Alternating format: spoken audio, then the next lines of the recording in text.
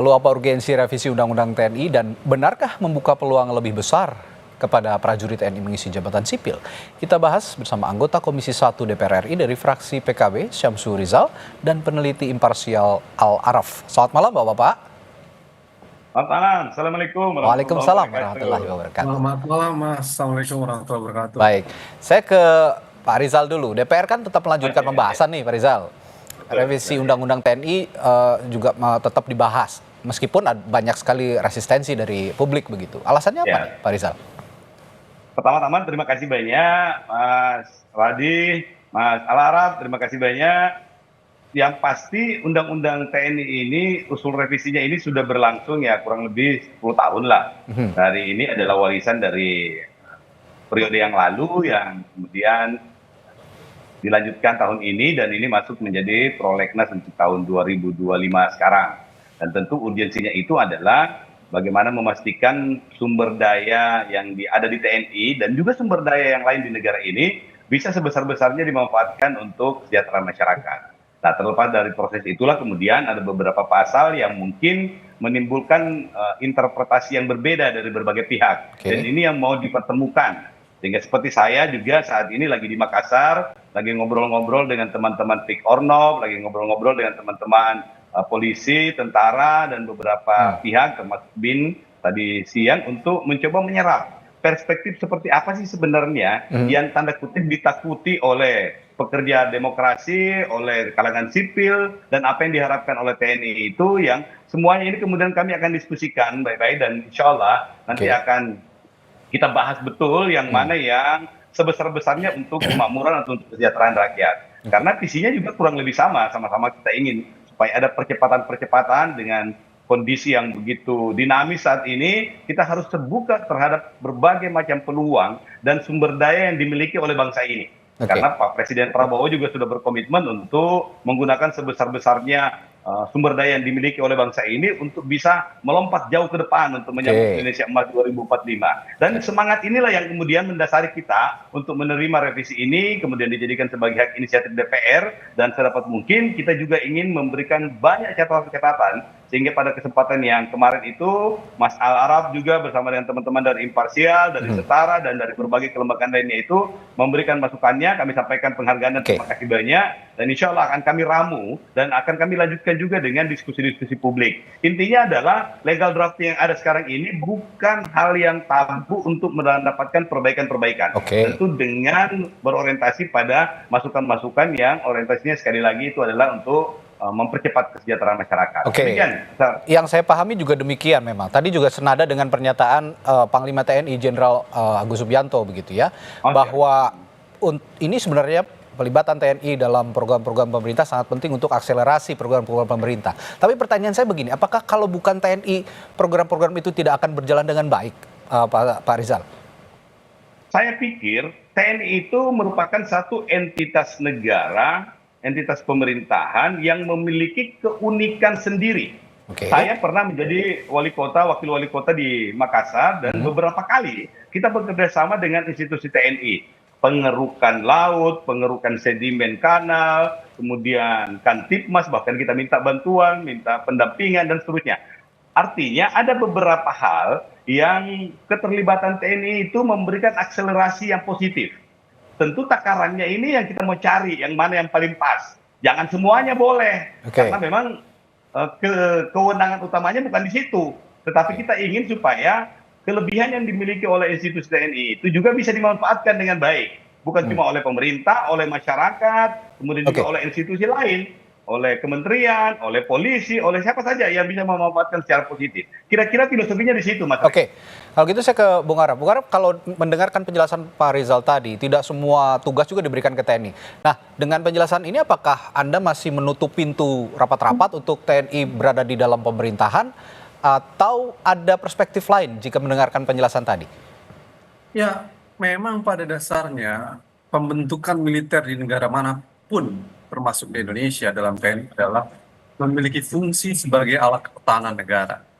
Jadi militer direkrut, dilatih, dan dididik sebagai alat pertahanan negara untuk menghadapi kemungkinan perang. Itu sebagai raison d'être-nya militer. Karena itu Undang-Undang TNI 34 2004 ketika dibentuk adalah untuk memastikan agar TNI menjadi profesional. Kalimat TNI profesional itu diatur di dalam pasal 2 Undang-Undang TNI 34 2004. Apa Oke. yang dimaksud dengan profesional adalah TNI harus menjalankan fungsinya sebagai alat pertahanan negara, TNI tidak boleh berpolitik, TNI tidak boleh berbisnis, TNI harus sejahtera, TNI harus menghormati hak asasi manusia. Oke. Itu ditegaskan dalam pasal 2 Undang-Undang TNI 34 2004. Hmm. Ini berbeda dengan militer pada masa Orde Baru yang diletakkan dalam konstruksi politik, di mana militer pada era itu adalah sebagai tentara politik, tentara pretorian. Tetapi sejak Undang-Undang TNI 34 2004, misi dan keinginan membangun TNI bukan lagi tentara politik, tapi adalah tentara yang profesional. Oke. Apa konsekuensi dari tentara yang profesional yang diatur dalam pasal 2 adalah maka penghapusan dui fungsi TNI.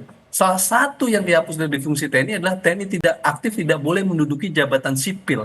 Itu komitmen reformasi, itu mandat reformasi, tidak bisa ditawar-tawar. Supaya apa? Supaya militer benar-benar menjalankan fungsinya sebagai alat pertahanan negara.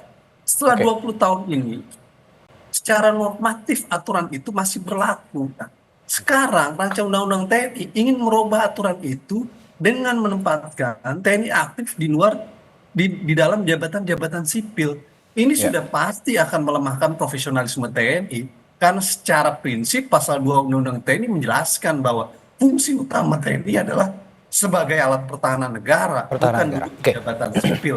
Dan ketika direkrut adalah sebagai alat pertahanan negara. Ya. Jika dan kalau mereka mau masuk ke dalam jabatan sipil, maka mereka harus pensiun dini dulu. Itu diatur di dalam pasal 47 Undang-Undang TNI 34 2004. Karena itu DPR dan pemerintah tidak perlu pusing untuk menambah jabatan-jabatan sipil lain. Kan secara tegas Undang-Undang TNI udah membolehkan. Ya Oke. kalau mau masuk ke jabatan sipil, pensiun dini dulu. Kalau Oke. Anda masih aktif, berarti Anda mengembalikan dui fungsi TNI. Apa Oke. arti dui fungsi itu adalah ketika fungsi militer itu bukan hanya pertahanan, tapi keluar dari konteks pertahanan. Duduk di jabatan sipil adalah keluar dari fungsi-fungsi pertahanan.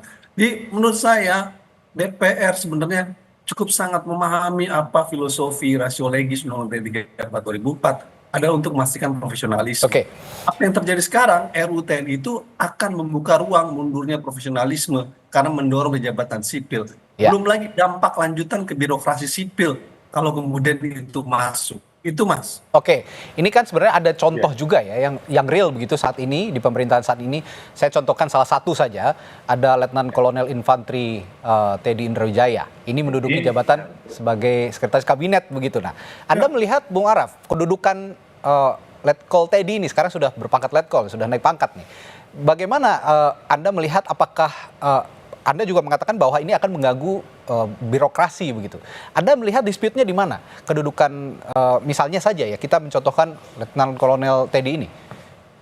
Ya, pengangkatan Mayor Teddy jelas melanggar Undang-Undang TNI 34 2004. Oke. Karena sekretaris kabinet tidak masuk di dalam kementerian ataupun badan yang diperbolehkan oleh Undang-Undang TNI 34 2004. Karena pada waktu itu sekretaris kabinet ada terpisah dari sekretaris militer dan terpisah dari sekretaris negara. Tapi kemudian dibuat akal-akalan karena yang masuk di Undang-Undang TNI ada sekretaris militer, ditaruhlah di bawah sekretaris militer, sekretaris kabinet tadi itu. Tapi secara prinsip itu tetap melanggar Undang-Undang TNI 34 2004 karena seharusnya mereka harus pensiun dini terlebih dahulu dan itu tidak termasuk dalam Undang-Undang TNI 34 2004. Oke. Dipaksakan, diakali, ditaruh di bawah sekretaris militer melalui keputusan presiden. Nah, menurut saya ini secara prinsip jelas satu tindakan kontrol sipil subjektif tuh. Pengangkatan Mayor Teddy sesungguhnya bentuk politisasi terhadap TNI itu. Oke. Dengan melakukan upaya memaksakan di sekretaris kabinet. Itu poin pertama, Mas. Oke. Poin kedua, ini akan berdampak buruk dong terhadap internal organisasi TNI. Mas bayangkan, mereka yang operasi di Papua, mereka yang operasi perdamaian di luar negeri, bertahun-tahun, berjenjang karir dari mayor, letkol, kolonel, sampai jenderal. Kenapa mereka yang tidak dipilih sebagai sekretaris kabinet? Padahal jabatan sekretaris kabinet itu jabatan level mungkin setara jenderal 1 atau jenderal bintang 2. Ya, Tapi ya. harus Mayor Teddy, seorang mayor yang harusnya Oke. masih harus mengabdi di internal TNI. Jadi dalam konteks pengangkatan itu ada dampak terhadap organisasi. Karena di dalam TNI itu ada jenjang kepangkatan. Seharusnya pemimpin sipil tidak boleh melakukan kontrol sipil subjektif. Baik. Yang dilakukan adalah kontrol sipil objektif. Ini Oke, terjadi. saya ke Pak Rizal lagi. Pak Rizal, ini tadi Iya, kan ini iya. hanya salah Iya. satu contoh saja ya, Letnan Kolonel Infanteri Betul, ya. TNI ini. Tapi kata Bung Araf tadi, ya ini salah satu bentuk politisasi dari TNI. Apakah ini yang dimaksud juga kurang selektifnya memilih posisi TNI dalam jabatan sipil? Betul. Jadi apa yang disampaikan oleh Bung Araf tadi, termasuk juga pengangkatan kepala Bulog dan Ya, mungkin kepala juga Bulog. jabatan yang lain yang tidak terlalu populer, termasuk di BUMN itu adalah bagian dari konsekuensi logis yang diterima, yang mesti kita terima bahwa ada kebutuhan-kebutuhan organisasi yang ternyata oleh Bapak Presiden itu menganggap bahwa bisa diselesaikan kebutuhan itu oleh person di TNI. Yang Oke. kemudian Pak Presiden mengeluarkan peraturan Presiden yang mampu memberikan jalan. Jadi ini dalam sudut pandang tertentu boleh disebut sebagai akal-akalan, tetapi dalam kebutuhan organisasi mungkin saja ada aturan-aturan tertentu yang kemudian itu digunakan untuk melegitimasi atau mencarikan jalan yang secara konstitusional itu bisa dimengerti. Kan ada kebutuhan-kebutuhan, ada crash program yang mesti kita capai. Nah, dalam proses percepatan-percepatan itu ada hal yang seperti yang menjadi tren kemarin di Undang-Undang Cipta Kerja, misalnya di Omnibus Law itu, ada percepatan-percepatan yang kita inginkan. Kita sudah tidak bisa lagi melaksanakan aturan-aturan itu seperti yang sekarang ini, tetapi kita ingin supaya reformasi aturan-aturan itu ada percepatan-percepatan yang mampu mengakomodasi perkembangan-perkembangan aktual yang demikian dinamis. Oke. Sehingga kita ingin supaya aturan-aturan kita itu bisa fleksibel untuk mengakomodasi berbagai kepentingan-kepentingan aktual. Oke. Ini kita butuh untuk lakukan percepatan-percepatan untuk mengantisipasi perkembangan Kalau- dinamis di luar. Baik. Kalau begitu Iya. saya ke Bung Araf lagi, ini saya melihat arah pembicaraan kita Silakan. sepertinya pelibatan TNI dalam jabatan sipil untuk mendisiplinkan program-program pemerintah supaya lebih Iya. lebih bisa berjalan dengan baik. Nah, kalau dalihnya dalih disiplin, apakah itu bisa diterima? Saya rasa persoalan dalih disiplin itu dalih yang tidak memiliki dasar yang kuat. Oke. Karena di dalam pegawai negeri sipil mereka punya mekanisme sistem aturan yang menjadi pakem gitu. Nggak perlu dengan mengadakan militer kemudian mereka akan disiplin. Tidak gitu. Oke. Itu poin pertama. Poin kedua, pemimpin sipil harus memahami hukum.